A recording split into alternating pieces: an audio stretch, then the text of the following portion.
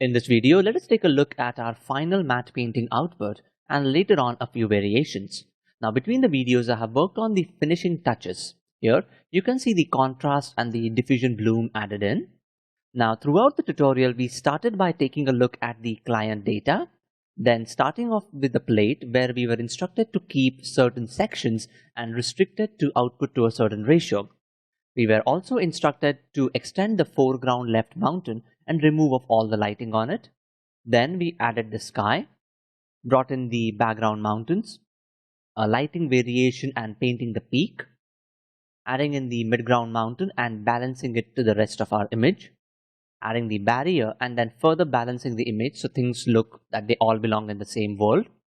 Then we went over to Maya and rendered out simple geometry for our base, composited that into our image, started and added some clouds and some lighting, making any adjustments as requested. And towards the end, we spent time working in the minute details of all our sections.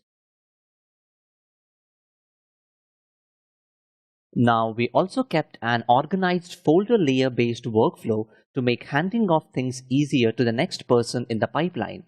Now, in a few facilities, it is directly the compositor, and in a few, it's an environment TD. Or sometimes you just have to do it yourself as well. Usually, when I'm working on the environment side of things, I prefer to have all the layers well named and organized. Naming consistency is important since changing them can cause the Nuke script to break. It requires a bit of rework to set things up again.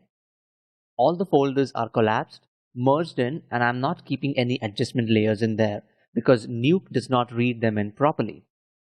Ideally, the color correction should happen in Nuke. I'm just including it to give an idea as to what can be done. Another thing we can do is to generate quick variations by playing with color and value to give different moods and feel to the shot. Again, these are just quick adjustments used to give an idea. We can also send this to the client, that is, if they like any of these and want our shot to look like that.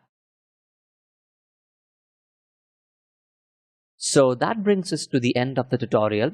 I had a lot of fun working on this. We went through a lot of data and constructed our matte painting. And I thank you for watching and hope you enjoyed it.